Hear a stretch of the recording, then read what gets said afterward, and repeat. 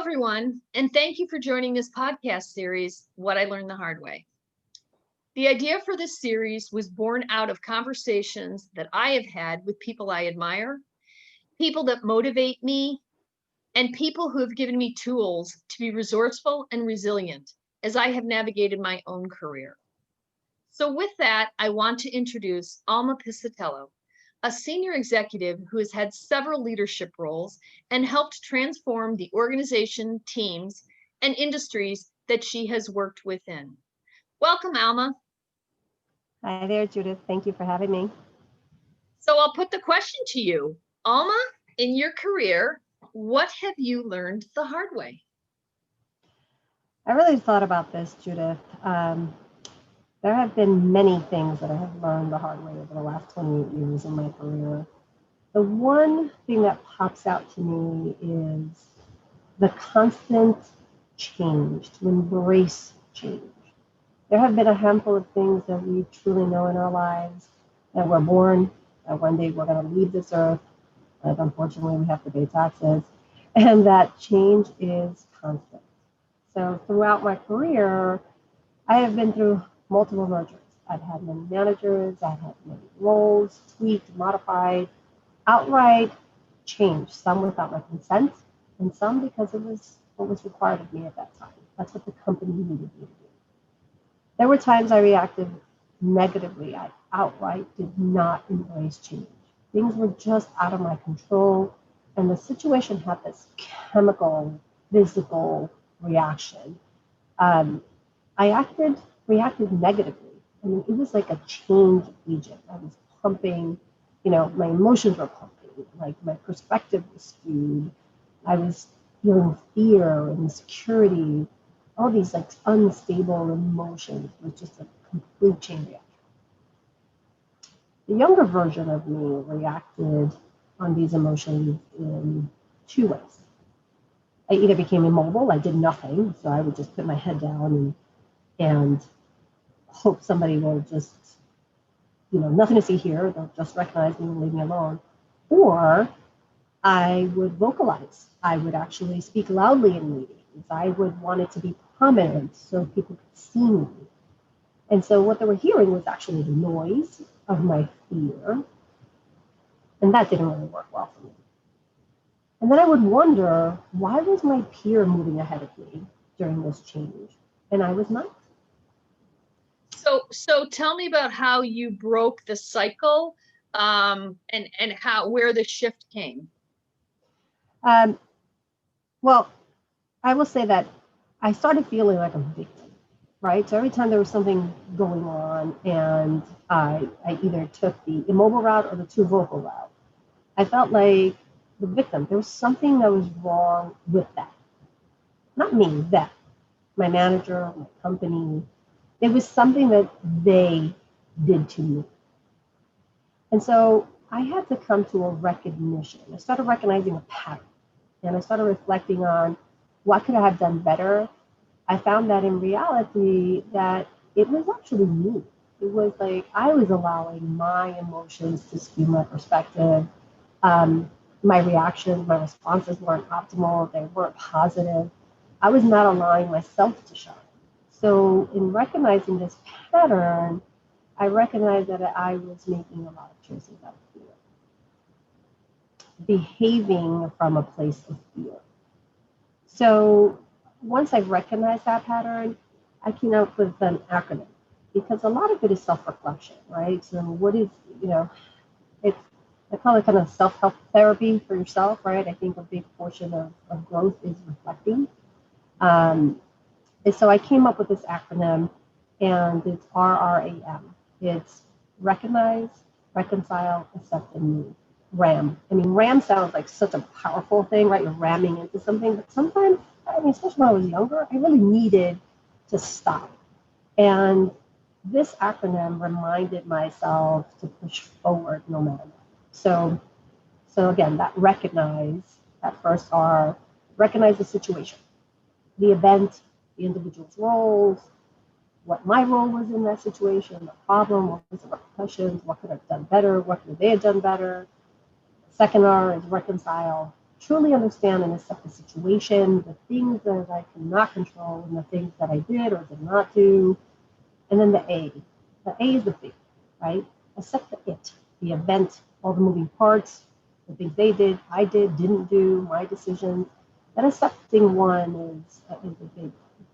And then moving, move, that M, move on, move up, move out, move forward, and many times pushing forward. This helped me really learn to stop and make better choices. You know, it's interesting when you talk about the recognize. I had a really I was mentored by someone that said, don't ask yourself why something is happening. Ask yourself what is happening, because then you're dealing with facts and not emotions, because we'll always blame ourselves with a why.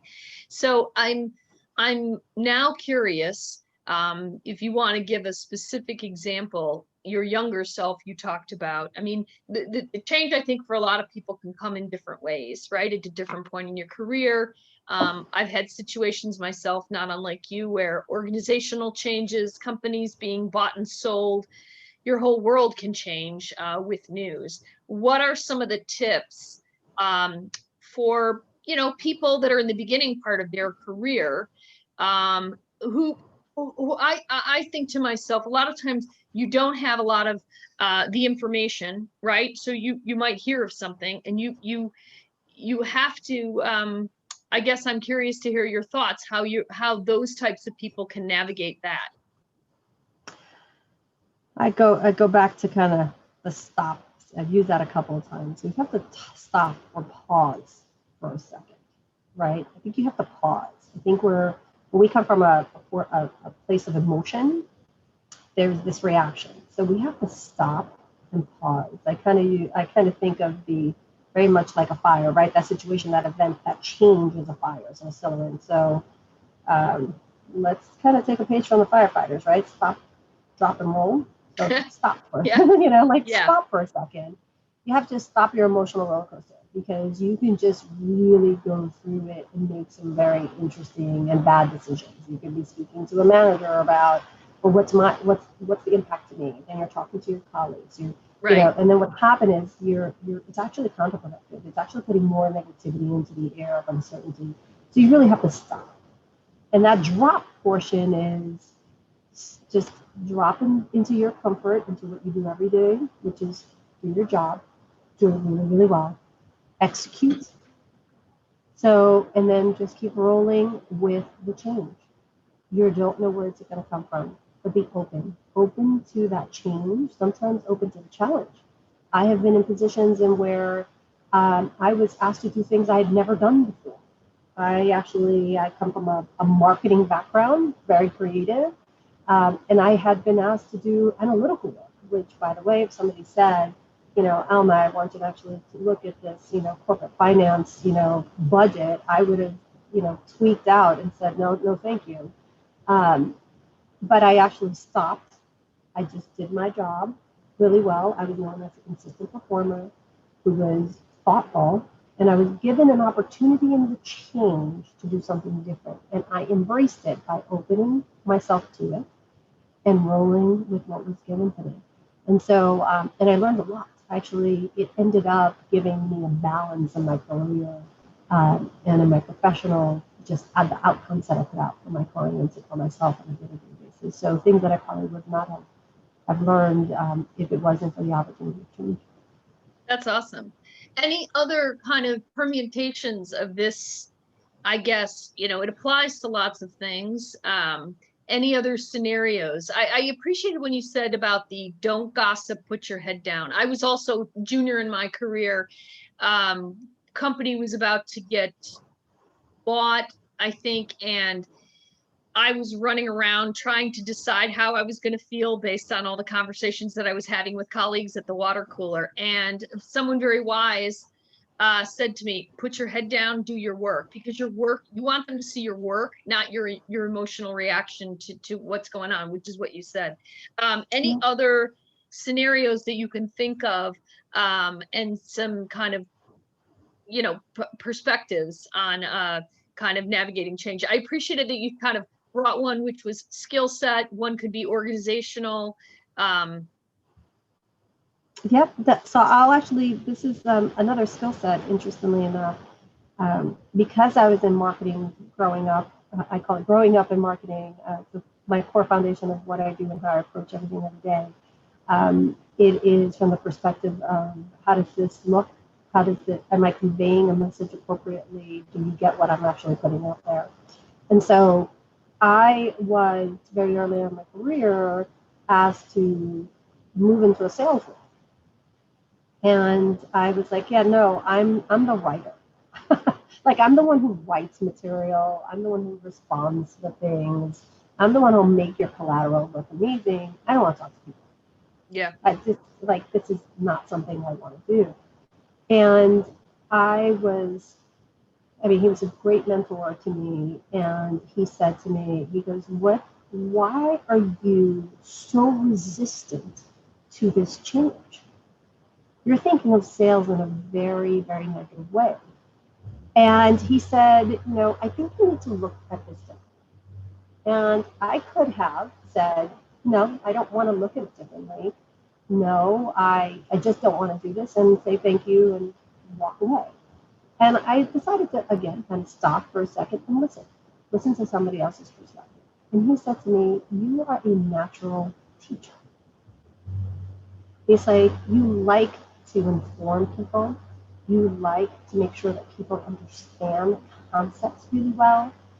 And he said, sales is actually providing a solution and teaching someone to do something. Oh, that's interesting. That's interesting. Relabeling something. That's actually that is actually something that this person that mentored me also said. When you're able to shift the labels, right? When you kind of recognize, you're using your acronym, right? That you kind of recognize something and you're labeling it a particular way. And part of the shift to me is change your label. Decide it's going to be good. Decide you're going to be okay. Decide you're intelligent enough. All the things that you just brought up. Just decide that you're going to move through it. So I think those are great examples, Alma. Thank you. Well, I appreciate you being on the podcast today. I think the conversation was really interesting, and I'm hoping my intention is that people can pick up some things, and I always gain something when someone explains their life experience to me in a different way. So I really appreciate you being a guest. Oh, thank you for having me. I love this, and I love actually being able to provide some nuggets or pearls of wisdom. I think that someone, Carla Harris, actually said that. She has a great book, and she says she calls them pearls of wisdom. So that always stays with me. So if I can actually, give a little bit of my experience to help someone, I'm more than happy to do it. It's a long road, and here's what's really important is that we never really stop learning. And so as long as we continue to embrace that and be open to change in ourselves, because I think a big portion of that is in embracing change in ourselves, not just in situations. So, and if you want to be challenged, you'll enjoy that change and that growth. I always tell folks, I'm like, yes, I'm getting older, and I love every minute of it. So happy to help. On that note, we will close, but thank you again, Alma. You're very welcome. Bye, Judith. Bye-bye.